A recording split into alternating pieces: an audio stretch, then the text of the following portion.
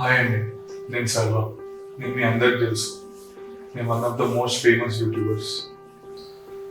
నేను నా పిల్ల ప్రేమించి పెళ్లి చేసుకుని 2 సంవత్సరాలు అవుతుంది. కానీ మీకు తెలియని విషయం ఏంటంటే, నేను 4 గోడల మధ్యలో పడే బాధ, వేదన నా ఇన్కమ్ అంతా తనే అనుభవిస్తుంది.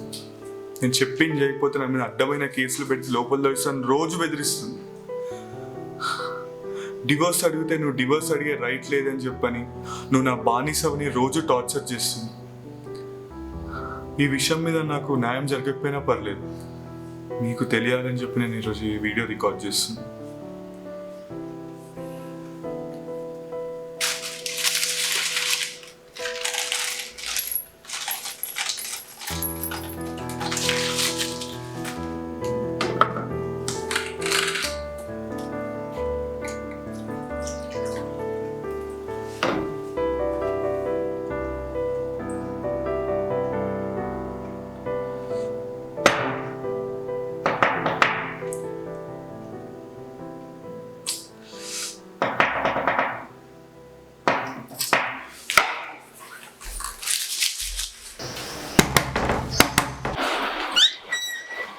ఎవరు కావాలి?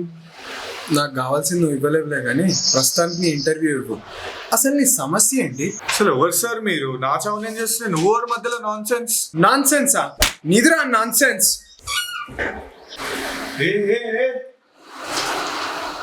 అసలు ఏంటి దౌర్జన్యం?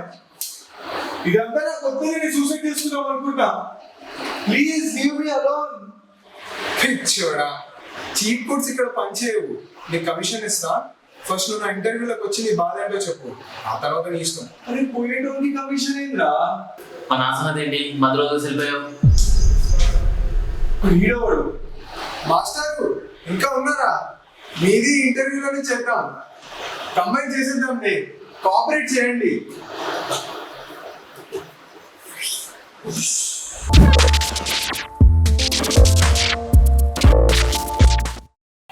సర్వా, నలుగురు నీకు వద్దురా సోదరా, పెళ్ళంటే 100 ఏళ్ళ మంటరా అని నీకు చిలుకకు చెప్పినట్టు చెప్పినా వినకుండా పెళ్లి చేసుకోవడానికి ముఖ్యమైన కారణం ఏంటి? ప్రేమ గుడ్డిది సార్. అప్పుడు వినలేదు, ఇప్పుడు తప్పలేదు. మరి ఇంత జరుగుతున్నా వెరీ సో లవ్లీ వైఫ్. తను లాస్ట్ వీకెండ్ షాపింగ్కి వెళ్ళింది సార్, కానీ ఇంకా చేస్తున్నాను. అదేంటి సర్వా, అది మన ట్రావెలింగ్ ఇంకా చేసి ఉండడానికి? నాకేం తెలుసు సార్, నా వల్ల కావట్లేదు. Please leave me alone. అయ్యో పసివాడా, చీట్ కోడ్స్ పనిచేయవురా. ఎలా బతికేవో ఏంటో ఇంతకాలం. నీకు పిట్ట కథ చెప్తా విను. పిట్టంటే గుర్తుకొచ్చింది, అప్పట్లో మా వరంగల్లో నాకంటే పెద్ద పిట్ట పట్టేట రోల్ ఏమో తెలుసా? అసలు ఏం మాట్లాడుతున్నారు సార్ వీడు? అమేజింగ్ సార్, కానీ ఈ విషాద సంఘటనలో అవసరమా? ఇట్లా లైవ్లో 30 నిమిషాలు అని చెప్పి 35 దినం. ఇది ఏంద్రా ఇది? ఇప్పుడు లైవ్లో ఉన్నారు. కరెక్టే. ఓటు రా. పంజరంలో ఎగిరే పక్షి వేరే పక్షులు ఎగరడం చూసి నేరమని అనుకుంటుంది. అది వేరే పక్షులు ఎగురుతుంటే చూసి అయ్యో దారుణమని కుమిలిపోతుంది. నాకెందుకు ఇదంతా? అక్కడికే వస్తున్నా. నువ్వు కూడా నీ పంజరం నుంచి బయటికి రా, ఫ్రీ అయిపో. అప్పుడు నీ లైఫ్ ఇస్ వైట్ గా ఉంటుంది. బాధలో ఉన్నా, సంతోషంగా ఉన్నా, కోపంగా ఉన్నా, ప్రతిదీ ఒక వైబ్ లా చూడు. ఏది శాశ్వతం కాదు. నీ వైఫ్ షాపింగ్ వెళ్ళింది కదా, నువ్వు కూడా కొత్త పక్షిని పట్టుకో, కొత్త లైఫ్ ని పట్టుకో. ఎవరొద్దన్నారు? ఏంటో ఈ ఫీలింగ్, ఏం చెప్పాలో అర్థం కాదు, కానీ ఏం చేయాలో మాత్రం అర్థం. దీన్నే ఇస్ అ వైబ్ అంటారు. It's not just a feeling, it's a vibe.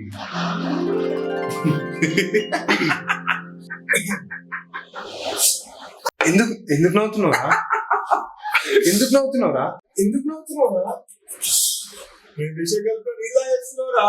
వద్దా?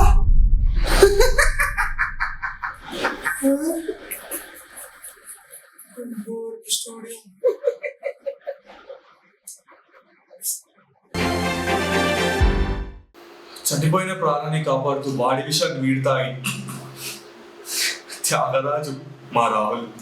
త్యాగరాజ పొక్క చూసుకుంటూ తాగేసి ఉంటాడు. చాలా గొప్ప వ్యక్తి మా రాహుల్ సార్.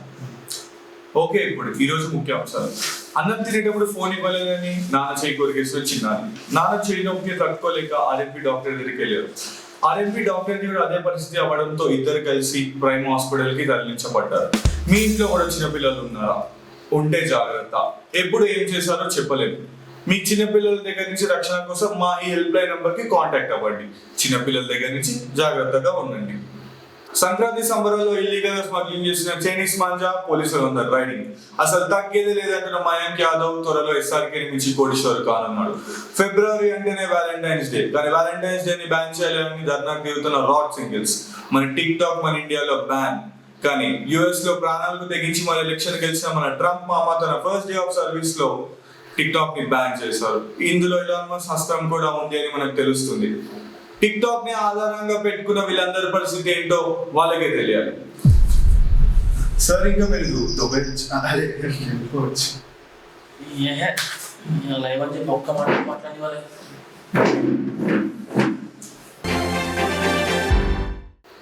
సో గైస్, ఇప్పుడు మన ప్రియమైన న్యూస్ యాంకర్ రాహుల్ గారు వచ్చారు. సో రాహుల్ గారు ప్లీజ్. ఇప్పుడు రాహుల్ గారు, మీ ఆరోగ్యం ఎలా ఉందండి? వాడు స్లీపింగ్ టాబ్లెట్లు అనుకొని అసిడిటీ టాబ్లెట్లు వేసుకున్నాడు పకోడీ గాడు. ఒక లస్సీ తాగాను, సెట్ అయ్యాను. I'm happy that your back అండి. సో చెప్పండి. అందరికీ నమస్కారం, ఇది మా సంస్కారం.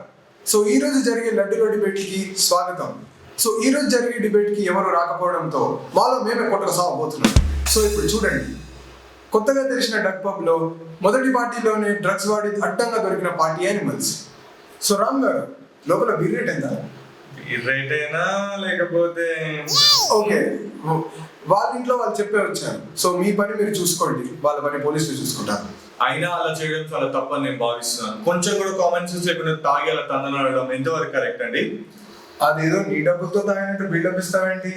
వాళ్ళ డబ్బుతో వాళ్ళు తాగారు, అయినా వాళ్ళు tax payers. You have to respect them. అసలు ఏం మాట్లాడుతున్నారు? మతుండే మాట్లాడుతున్నారా? మతుంది కాబట్టే ఇలాంటి మతి లేని వాళ్ళతో న్యూస్ బులెటిన్ అవ్వాలని నన్ను పిలిచారు. బట్ సీనియర్ జర్నలిస్ట్ లా మాట్లాడి రోడ్ సైడ్ కిడ్ లా కాదు. రోడ్ సైడ్ కిడ్ అంట. రోడ్ సైడ్ కిడ్ అయితే మాట్లాడకూడదా? వాడిది మాత్రం పాయింట్ ఆఫ్ వ్యూ కదా. ఏం సమాజంలో బతుకుతున్నామండి?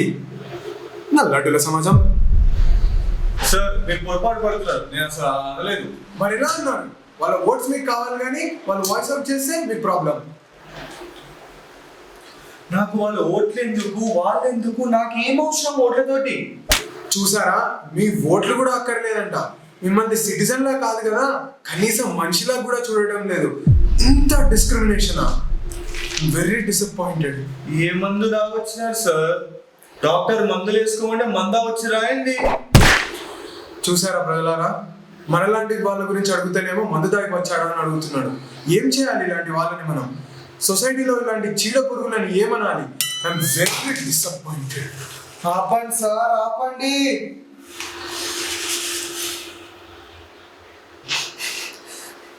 గాంధీజీ బతుకుంటే ఒక మాట అనేవారు, దేశం అయితే మనదే కానీ మనుషులే పరాయి వాళ్ళు అయిపోయారని. Is Savine.